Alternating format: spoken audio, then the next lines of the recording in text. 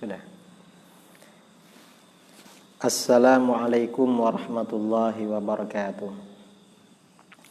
Bismillahirrahmanirrahim. Alhamdulillahi rabbil alamin. Wassalatu wassalamu ala asyrafil anbiya'i wal mursalin Sayyidina Muhammadin wa ala alihi wa sahbihi ajma'in, amma ba'du.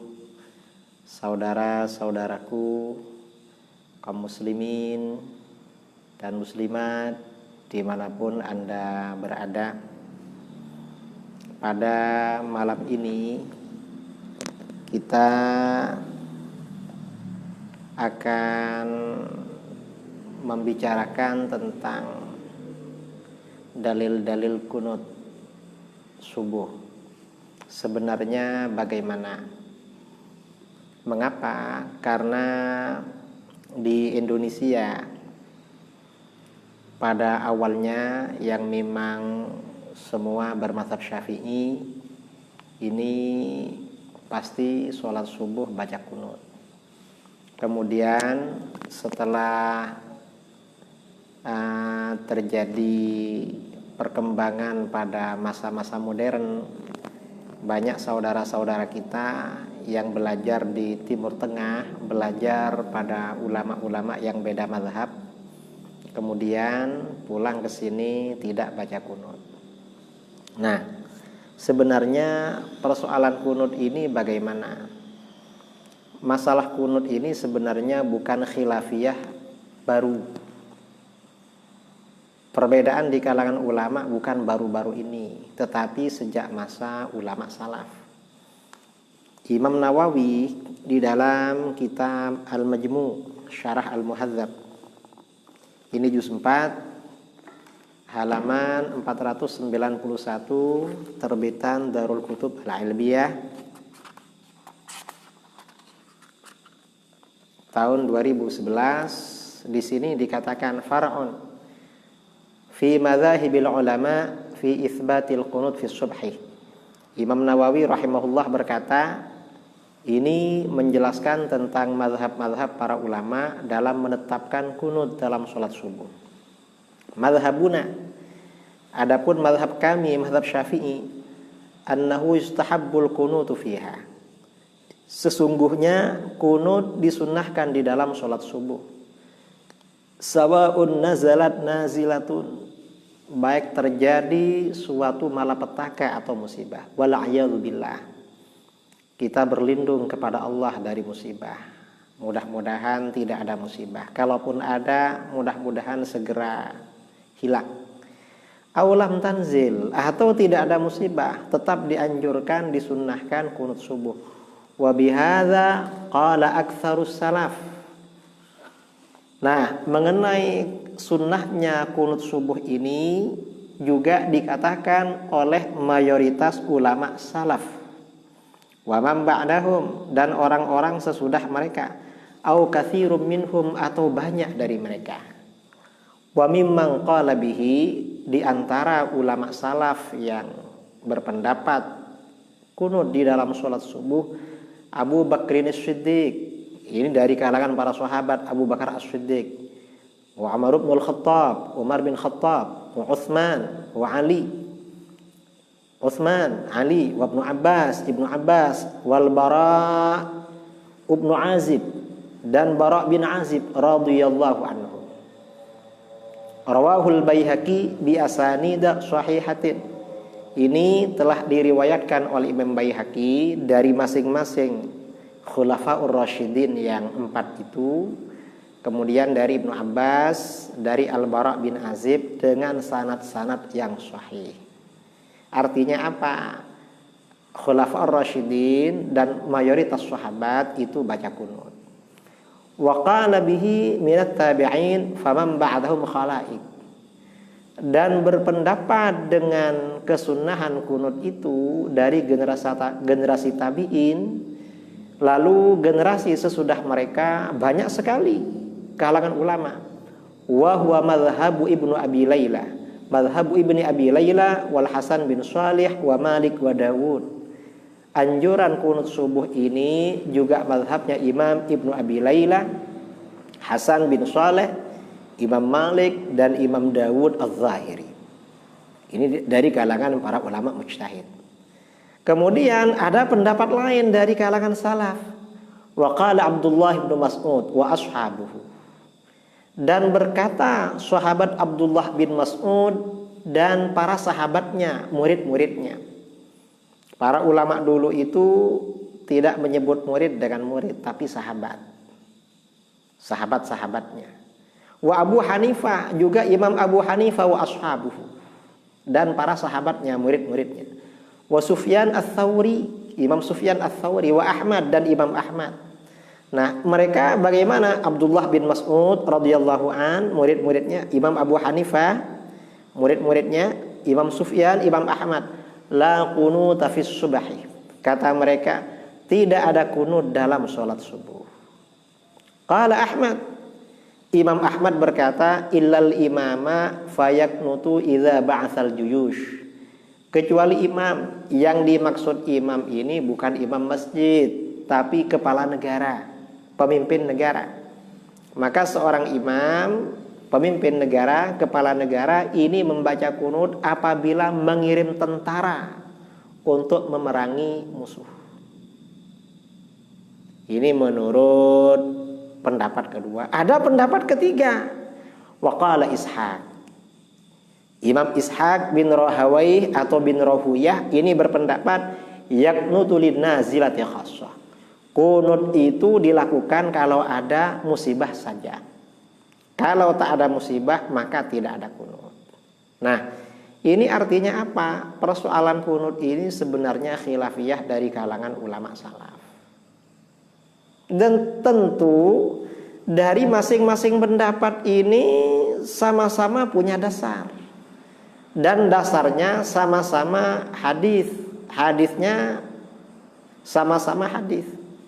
Nah, karena ini sama-sama ada dasar, sama-sama pendapat di kalangan para ulama, kita ini sebagai pengikut mazhab Syafi'i. Karena mazhab Syafi'i juga mazhab Maliki dan yang berkunut tentu ingin tahu apa dasarnya kita membaca kunut di dalam sholat subuh. Nah, dalil-dalil kunut ini ada di dalam kitab-kitab hadis. Termasuk kitab hadis yang paling sahih yaitu kitab Sahih Bukhari dan Sahih Muslim. Antara lain bahwa di dalam sholat subuh itu ada kunut. Hadis riwayat Imam Bukhari dan Muslim. Kalau di dalam Sahih Bukhari ya, yang terbitan modern yang ada nomor-nomornya. Sahih Bukhari ini kebetulan terbitan dari Ibnu Hazm. Ini hadis nomor 1001. Babul kunut qabla ruku' wa ba'dahu. Oh, bukan ya, maaf. Yang di Sahih Bukhari ini yang pertama hadis nomor 797. Kalau di dalam Sahih Muslim hadis nomor 676. Haddatsana Mu'adz ibnu Fadalah. Telah bercerita kepada kami Mu'adz bin Fadalah. Mu'adz berkata haddatsana Hisham. Hisham telah bercerita kepada kami an Yahya an Abi Salamah an Abi Hurairah qala. Abi Hurairah berkata, la uqarribanna salatan Nabi sallallahu alaihi wasallam. Aku benar-benar akan mendekatkan pada kalian, mencontohkan pada kalian salat Nabi sallallahu alaihi wasallam. Gimana caranya Nabi salat? Maka bagaimana? Fakana Abu Hurairah radhiyallahu anhu yaqnutu fi rak'atil ukhra min shalatil zuhri wa shalatil isya wa shalatis subhi. Maka Abu Hurairah radhiyallahu an selalu membaca kunut. Di sini pakai redaksi kana yaqnutu. Abu Hurairah selalu membaca kunut dalam rakaat terakhir, yaitu salat zuhur, sholat isya dan sholat subuh. Ba'dama yaqul sami Allahu liman hamidah. setelah membaca sami Allahu liman hamidah, artinya pada waktu i'tidal setelah ruku. Fayad'u lil mu'minin wa yan'alul kufar. Lalu Abu Hurairah mendoakan kebaikan bagi orang-orang beriman dan mendoakan keburukan, laknat bagi orang-orang kafir. Nah, ini artinya apa? Berdasarkan hadis ini, karena Abu Hurairah itu selalu membaca kunut, berarti Rasulullah SAW selalu baca kunut. Berdasarkan hadis ini, kalau di dalam riwayat Bukhari nomor 797, kalau di dalam Sahih Muslim nomor 676. Jadi selalu membaca kunut. Kemudian dalil yang kedua, kunut juga. Hadis lain ya, hadis tadi riwayat dari Abu Hurairah. Jadi ini riwayat dari Abu Hurairah.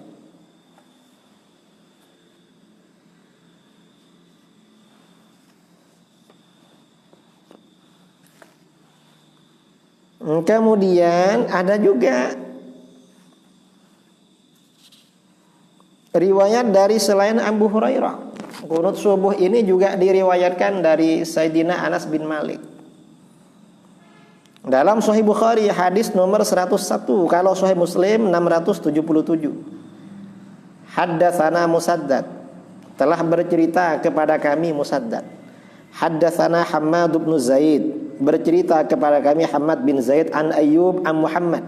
Qal, su'ila Anas ditanya, aqanatan Nabi sallallahu alaihi wasallam fi subhi, apakah Nabi sallallahu alaihi wasallam baca kunut dalam salat subuh? Qal, Anas berkata, na'am, iya, Nabi baca kunut dalam subuh. Faqila lahu, Anas ditanya, awaqanata qabla ruku, apakah Nabi kunut sebelum ruku? Qal, Anas berkata, ba'dar ruku yasiran, Nabi baca kunut setelah ruku dalam sholat subuh sebentar. Yang dimaksud sebentar di sini artinya apa?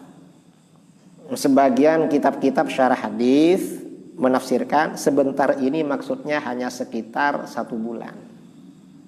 Maksudnya begitu. Karena difahami dari hadis berikutnya. Ini kunut diantara dalil kunut. Kemudian dalil lain kunut subuh, selain hadis dari Anas bin Malik radhiyallahu an, ada hadis lain riwayat Muslim dari Al-Bara bin Azib. Ini saya buka di syarah Sahih Muslim karangan ulama modern yang wafat beberapa bulan yang lalu. Seorang ulama yang wafat di Mekah Al-Mukarramah, Syekh Muhammad Al-Amin bin Abdullah Al-Harari Asy-Syafi'i.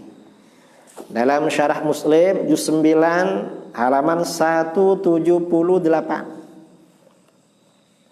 Haddatsana Muhammad bin Al-Mutsanna wa Ibnu Basyar. Muhammad bin Al-Mutsanna dan Ibnu Basyar bercerita kepada kami. Qala haddatsana Muhammad bin Ja'far.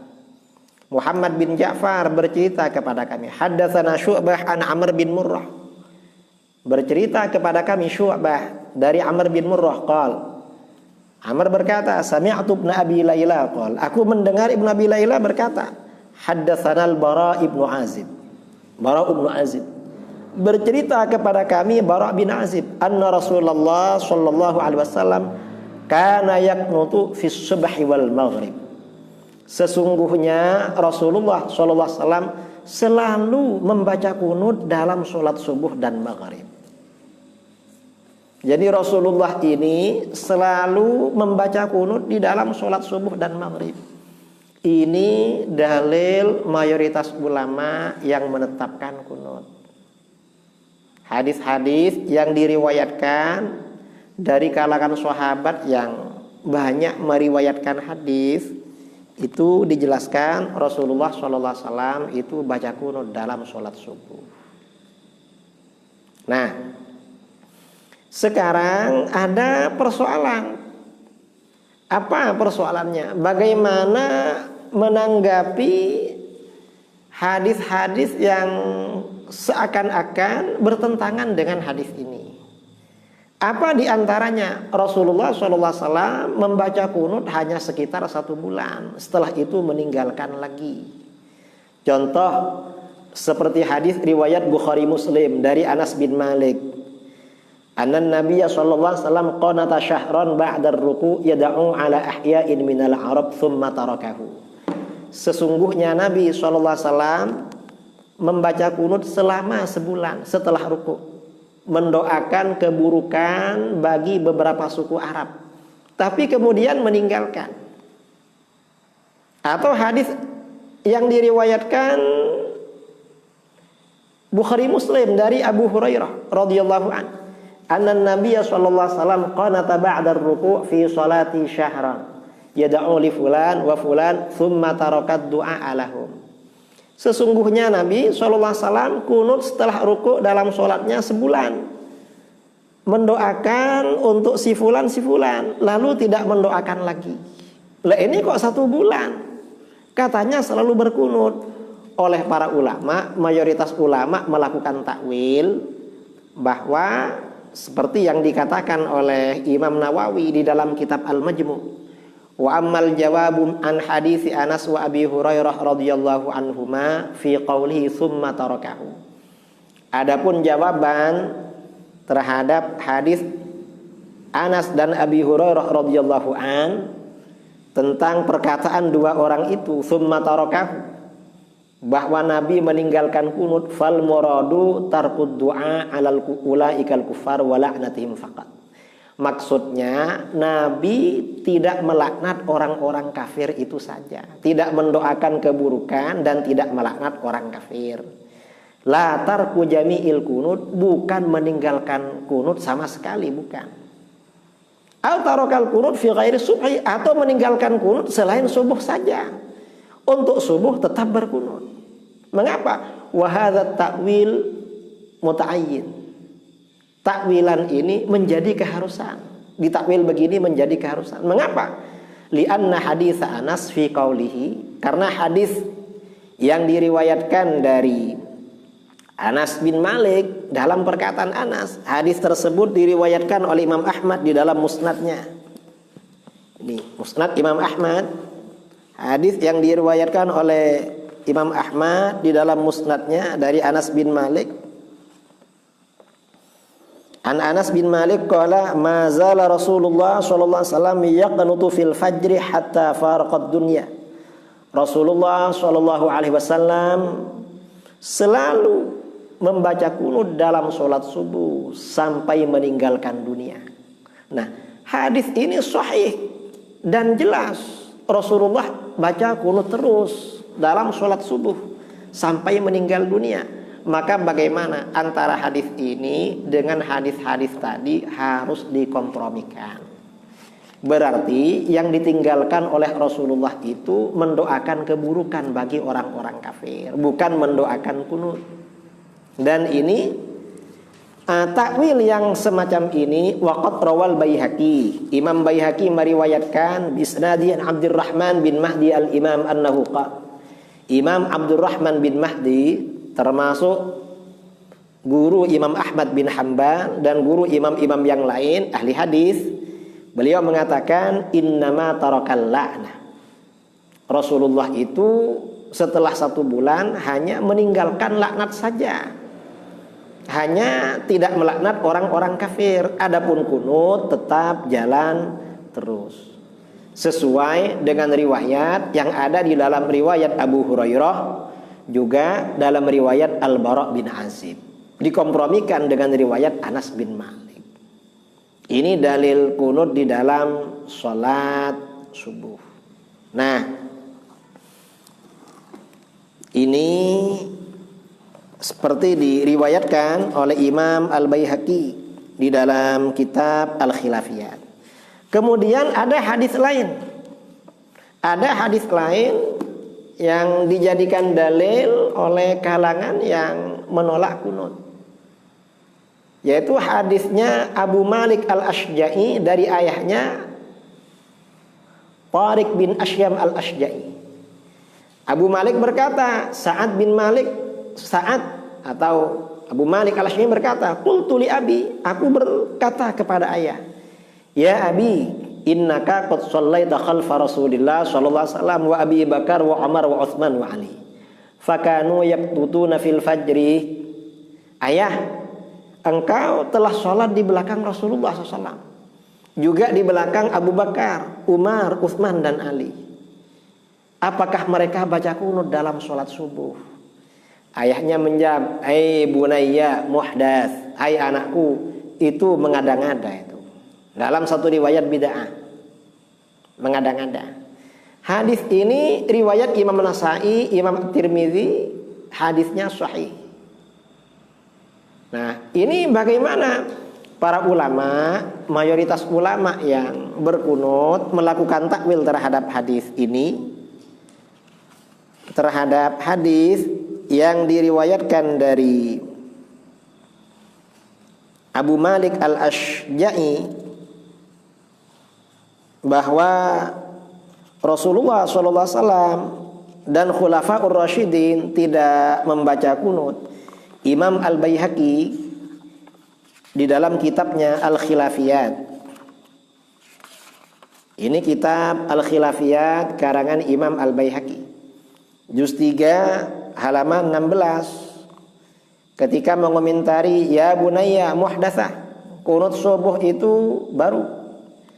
Kata beliau, hadis ini sahih. Kata Imam Al-Baihaqi, wa hadza minan naw'il ladzi dzakarna annal hukma liqauli may yarwi wa yasma duna man la yusyahid wa la ya'lam.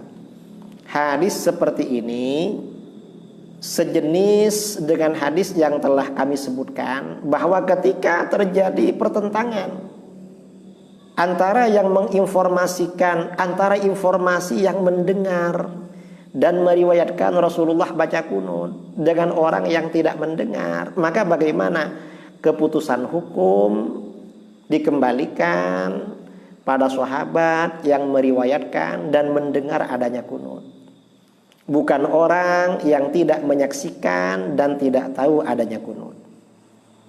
Kemudian Imam Baihaqi berkata, waslu qaulina wa qaulikum, sedangkan dasar pendapat kami dan pendapat kalian yang tidak mau kunut, anna Tariq bin Asyam al-Ashja'i au ghairahu, sesungguhnya sahabat Tariq bin Asyam al-Ashja'i atau lainnya, wa in kana qad sahiban Nabi sallallahu alaihi wasallam, walaupun beliau telah menjadi sahabat Nabi SAW, lam ya'lam sunnatan alimaha ghairuhu, beliau tidak tahu suatu amalan sunnah yang diketahui oleh yang lain. Walam yasma' qaulan sami'ahu ghairuhu, beliau tidak mendengar suatu ucapan, suatu sabda yang didengar oleh orang lain. Walam yusyahid fi'lan minan Nabi sallallahu alaihi wasallam syahadahu ghairuhu, beliau tidak menyaksikan suatu perbuatan dari Nabi SAW yang disaksikan oleh orang lain. Fa'alaihi wa ala jami'il muslimin qabuluhu, maka yang tidak tahu dan seluruh kaum muslimin wajib menerima orang yang tahu, yang menyaksikan, yang mendengar. Mengapa begitu? Wa hadza amirul mu'minin wa khalifatu Rasulillah SAW ala ummati min ba'di Abu Bakar as-Siddiq radhiyallahu anhu. Ini amirul mu'minin dan khalifah Rasulullah SAW pada umatnya sesudah beliau, yaitu sahabat Abu Bakar as-Siddiq radhiyallahu an. Lam yasma' minan Nabi sallallahu alaihi wasallam fi mirathil jaddati syai'an, beliau tidak mendengar dari Nabi sallallahu alaihi wasallam tentang warisan seorang nenek. Berapa jatahnya nenek ketika ditinggal oleh cucunya, beliau gak dengar. Padahal sahabat Abu Bakar ini paling sering, sahabat yang paling sering bersama Rasulullah SAW, gak dengar. Hatta akhbarahul Mughirah bidzalik, hingga akhirnya sahabat Mughirah bin Syu'bah menyampaikan jatah warisan nenek ketika ditinggal mati cucunya, menyampaikan informasi anin Nabi SAW, dari Nabi SAW. Faqabilahu wa qadabihi, lalu Abu Bakar menerima informasi dari Mughirah bin Syu'bah dan memutuskan dengan informasi itu. Padahal Abu Bakar ini lebih dekat kepada Rasulullah SAW daripada Mughirah. Fa kaifa Tariq bin Asyam, lalu bagaimana Tariq bin Asyam? Sayyidina Tariq bin Asyam ini termasuk sahabat yang hadisnya sedikit. Dan kata Imam Muslim, seperti dikatakan oleh Al-Hafidz Ibnu Hajar dalam Al-Isabah, Tariq bin Asyam ini hadisnya hanya diriwayatkan melalui anaknya. Sedangkan hadis tentang kunut ini hadisnya diriwayatkan melalui sahabat yang memang banyak meriwayatkan hadis. Abu Hurairah banyak meriwayatkan hadis. Anas bin Malik juga banyak meriwayatkan hadis. Karenanya ini mengikuti kaidah tadi mestinya lebih diterima daripada yang tidak kunut. Karenanya di sini Imam Nawawi juga menyampaikan ya kesimpulan dari Imam Al-Baihaqi, wal jawabu min hadis Sa'd bin Tariq, jawaban dari hadisnya Sa'd bin Tariq dari ayahnya Tariq bin Asyam yang mengatakan kunut subuh itu bid'ah. Bagaimana? Anna riwayatal ladzin athbatul qunut ma'ahuma ziyadatu ilmin wa hum aktsar wa fa wajaba takdibuhum. Bahwasannya riwayat orang-orang yang menetapkan ada kunut, riwayat orang-orang yang menetapkan adanya kunut ma'ahum ziyadatu ilmin, mereka punya tambahan informasi, wahum aktsar, dan orang-orang yang meriwayatkan ada kunut lebih banyak, beliau sendirian, fawajaba takdibuhum, maka yang menetapkan adanya kunut dan yang lebih banyak itu harus didahulukan.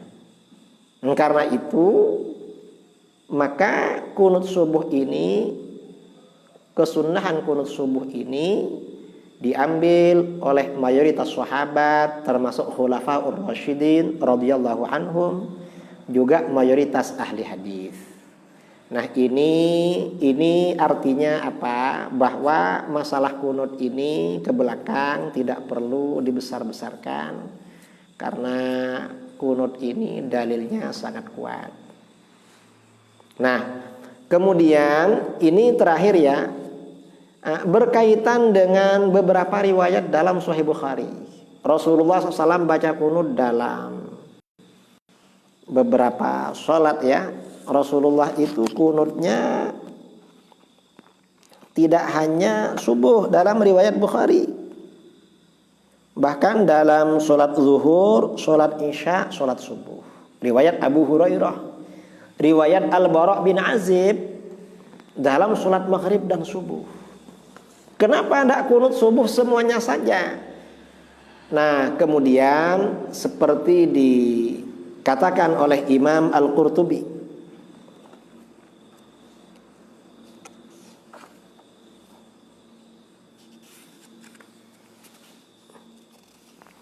nah Imam Al-Qurtubi di dalam kitab Al-Mufhim Syarah Sahih Muslim yang dikutip di dalam kitab ini, qala Al-Qurtubi berkata, walladzi istaqarra alaihi amru Rasulillah sallallahu alaihi wasallam ma rawahu ad-Darqutni bi sanadin sahih an Anas. Adapun pengamalan yang menjadi ketetapan, artinya pengamalan terakhir dari Rasulullah SAW dalam masalah kunut adalah apa yang diriwayatkan oleh Ad-Darqutni dengan sanad yang sahih dari Anas bin Malik. Annahu qala, sesungguhnya Anas berkata, mazala Rasulullah sallallahu alaihi wasallam yaqnutu fi salatil ghadat hatta faraqad dunya.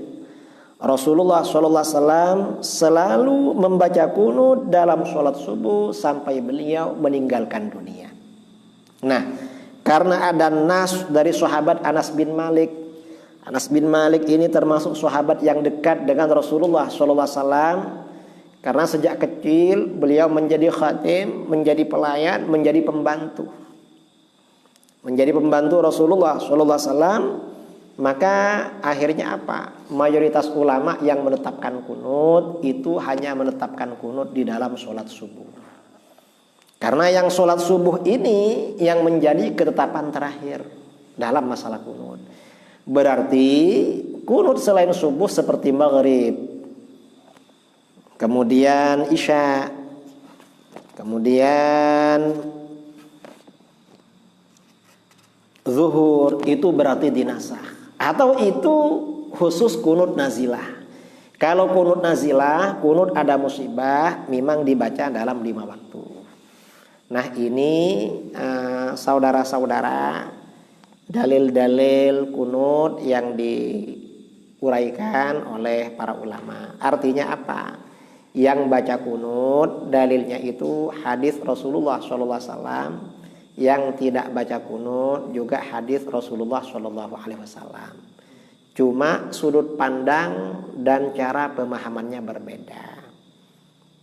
Cuma yang perlu menjadi catatan seperti disampaikan Imam Nawawi, mayoritas ulama salaf termasuk khulafaur rasyidin, mayoritas ahli hadis itu membaca kunut di dalam sholat subuh.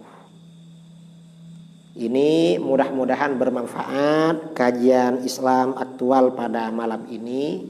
Mohon maaf karena agak terlambat karena ada persoalan teknis. Mudah-mudahan besok malam kita bisa mengudara lagi. Kurang lebihnya mohon maaf dan mudah-mudahan Allah menjaga kita semuanya. Mudah-mudahan dalam masa-masa di rumah saja ini karena menghadapi wabah virus corona, Allah senantiasa menjaga kita, keluarga kita, dan menjaga kaum muslimin dimanapun mereka berada. Mudah-mudahan gangguan virus ini segera pergi, segera hilang dari tengah-tengah kita, dan kita bisa melaksanakan aktivitas seperti semula, amal-amal soleh dan kebaikan. Wabillahi taufiq wal hidayah wa sallallahu ala sayyidina Muhammadin wa ala alihi wa sahbihi baraka salam tasliman katsira. Subhanakallahumma bihamdik asyhadu an la ilaha illa anta astaghfiruka wa atubu ilaik. Assalamualaikum warahmatullahi wabarakatuh.